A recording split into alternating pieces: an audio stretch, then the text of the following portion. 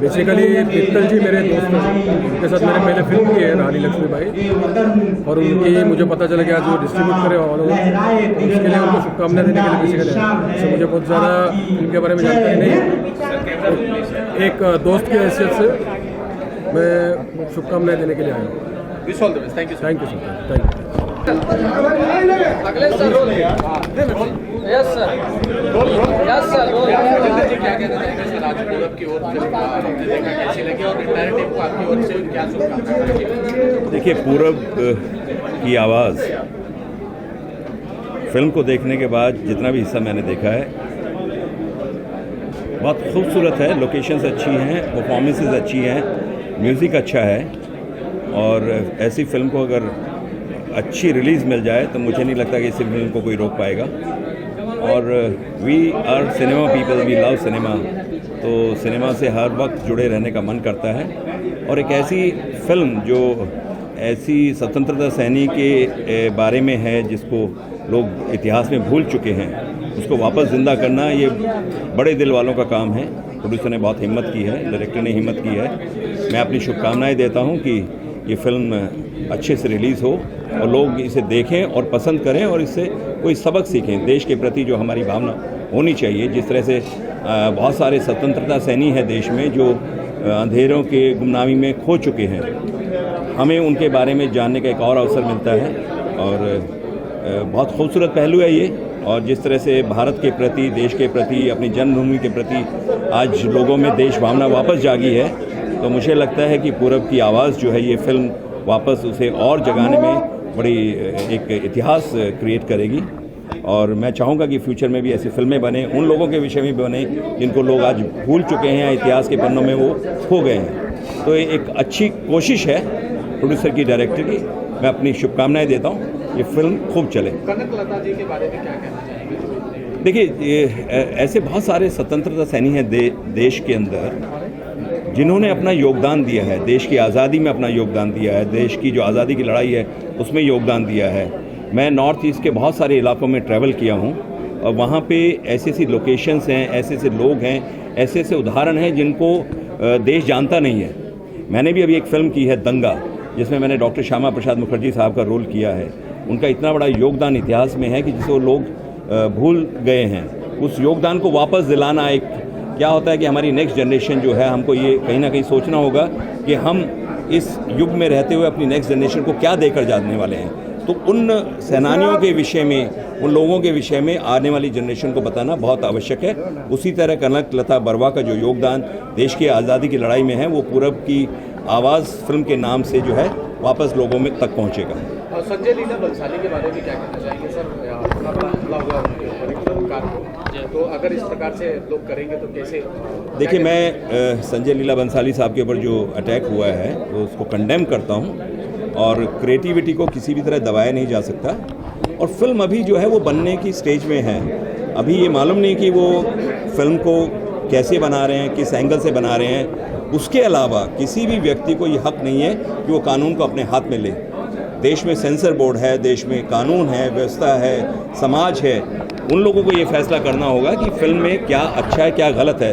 लेकिन हम फिल्म वाले लोग हैं, हम लोग क्रिएटिव लोग हैं, हमारी क्रिएटिविटी को कभी दबाया नहीं जा सकता। मैं कंडेम करता हूँ संजय लीला बंसाली साहब के ऊपर जो अटैक हुआ है, और मैं इसका बुरी तरह खंडन करता हूं। और मैं चाहूँगा कि अगर संजय लीला बंसाली साहब कानून का सहारा लें तो कानून और सरकार उनके फेवर में होगी। सर, चलते चलते एक आखिरी सवाल कि जैसे करणी सेना ने कहा, उनका कहना है कि फिल्मकार जो है उनके इतिहास से छेड़छाड़ कर रहे हैं, मतलब रानी पद्मावती का जो कहानी है वो उनके साथ छेड़छाड़। तो फिल्मकारों को क्या पैसा कमाने के लिए किसी भी समाज, किसी भी इसको धर्म को छेड़छाड़ करना चाहिए?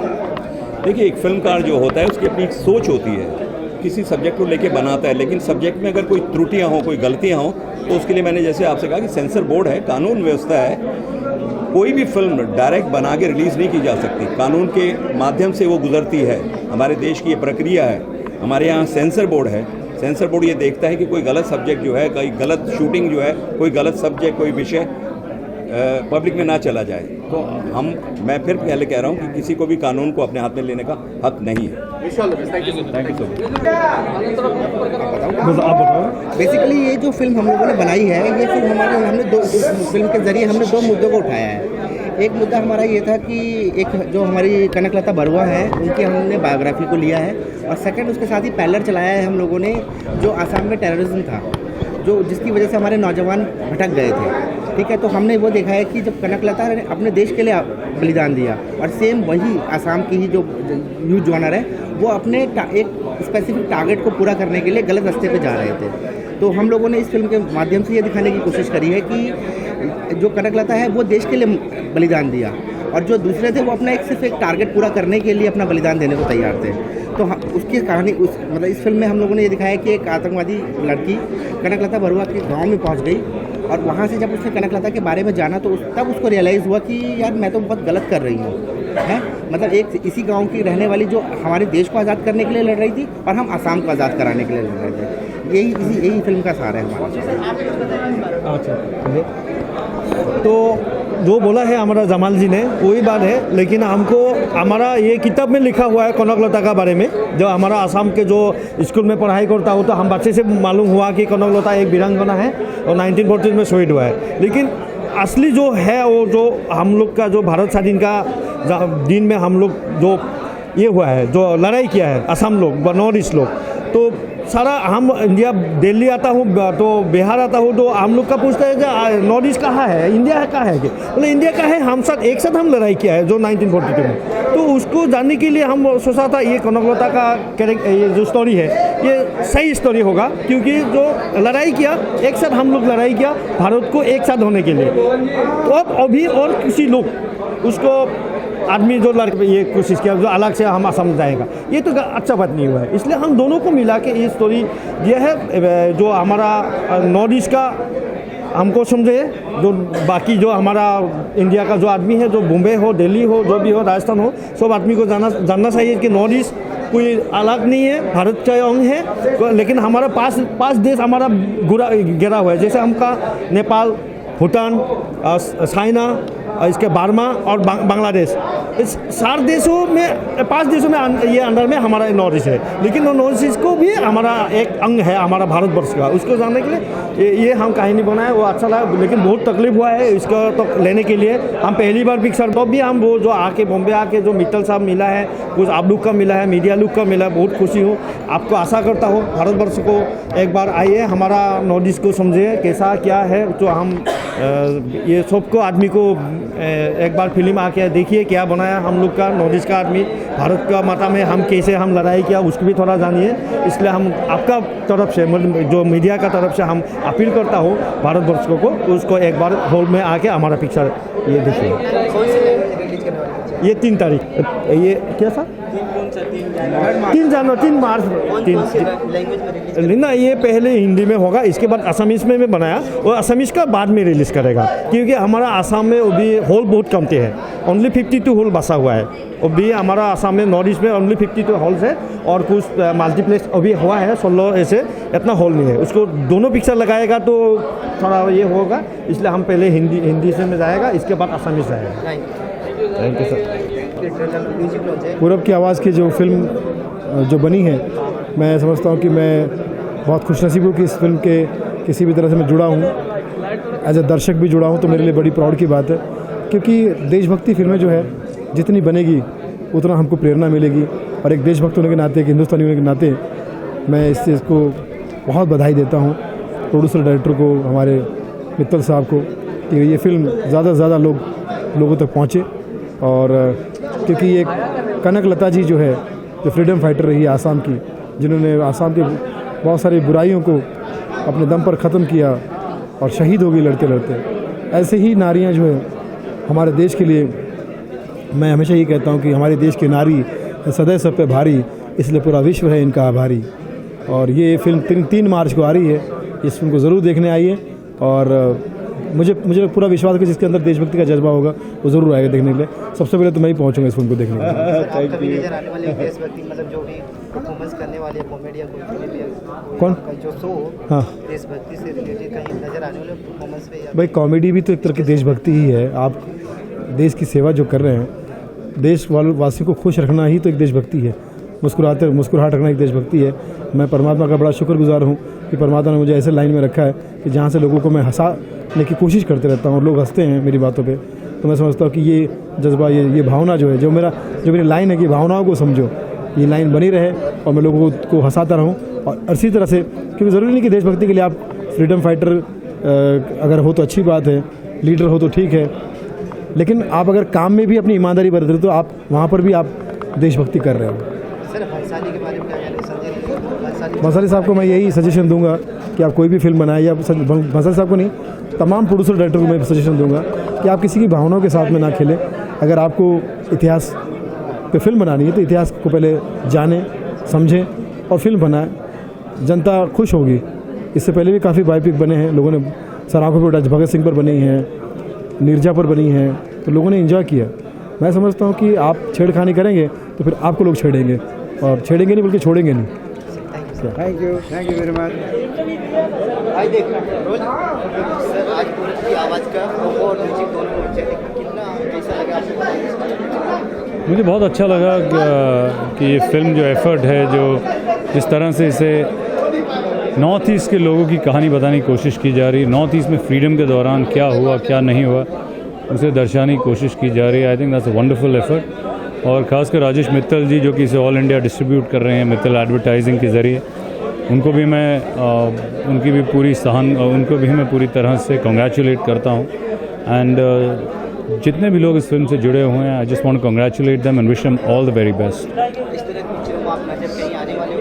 हाँ, कितना सहयोग होगा आपका देशभक्ति से पिक्चरों से? नहीं, मेरी तरफ से ऑब्वियसली पूरा सहयोग होगा। देश के लिए इतना बड़ा काम करने जा रहे हैं ये लोग, देश के लिए ऐसी कहानी बताने जा रहे हैं जो बहुत कम लोगों को पता है। तो ऑब्वियसली मेरी तरफ से पूरा ये होगा, पूरा कंट्रीब्यूशन होगा, पूरा सपोर्ट होगा। कहीं आप नजर आने वाले?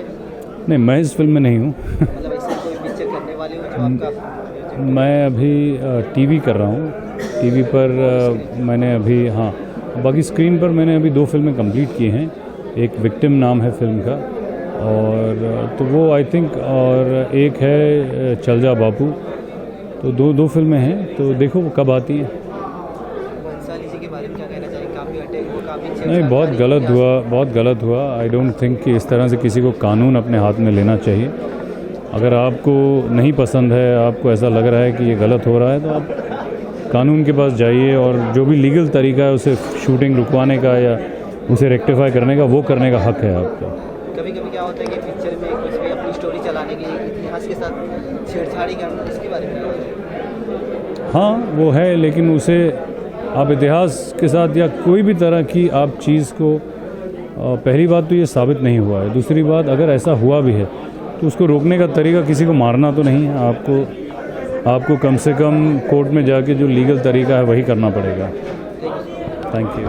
क्या कितनी शुभकामनाएं होगी? पिक्चर का प्रोमो ट्रेलर दोनों? पिक्चर का प्रोमो देख के बहुत मज़ा आया, और पिक्चर का नाम है पूरब की आवाज़, जो पूरब के लोगों ने बनाई है, और पिक्चर बहुत अच्छी है। बहुत मज़ा आया हम लोगों को देख के। और यहाँ पर चीफ गेस्ट हमारे श्री गजेंद्र सिंह चौहान। क्या कहना चाहेंगे आप? मैं ये कहना चाहता हूँ, पिक्चर पूरब की आवाज़ का प्रोमो और टीजर देख के और यहाँ पर आके बड़ा मज़ा आया, बड़ी खुशी हुई। मित्तल एडवर्टाइजिंग ने इस फिल्म को रिलीज़ किया है, और मिस्टर आर्यन वैद यहाँ पर आए थे, और मिस्टर सुनील पाल। बड़ा मज़ा आया। ये फिल्म पूरब के लोगों ने बनाई है, नेपाल के लोगों ने बनाई है, और यहाँ के भूमि में उन्होंने रिलीज़ किया है। बहुत बड़ी पदवी है कि भारत का सिनेमा आज पूरे देश विदेश सब जगह फैलते जा रहा है। और बस हमारी यही प्रार्थना है कि इतनी अच्छी पिक्चर, इतनी खूबसूरत पिक्चर बनाई है कि ये पिक्चर सुपरहिट हो, पूरे देश में चले। 3 तारीख को पिक्चर आ रही है। और थोड़ा सा अपने बारे में बता दूं, आपने देखी होगी मेरी फिल्म तगड़ी चाल, आने वाली फिल्में, अभी नाम नहीं लेना चाहता, इंशाल्लाह बहुत जल्दी आपको मैं सरप्राइज़ दूंगा जो मेरी 3-4 फिल्में आ रही हैं, क्योंकि मुझे ख़ास करके डायरेक्टर साहब ने मना किया है कि अभी कहीं भी कुछ बोलना उचित नहीं होगा। तो बहुत बहुत शुक्रिया दोस्तों, और बॉलीवुड अड्डा बहुत बहुत शुक्रिया आप लोगों का, आनंद भाई, काशिफ भाई, अपने दलविंदर पाजी, बहुत बहुत शुक्रिया। आप मुझे इसी तरह से इंटरव्यू लेते रहें और कल्याण जी की तरह मुझे भी पॉपुलर करते रहें। आप लोगों का धन्यवाद, बहुत बहुत शुक्रिया, थैंक यू वेरी मच।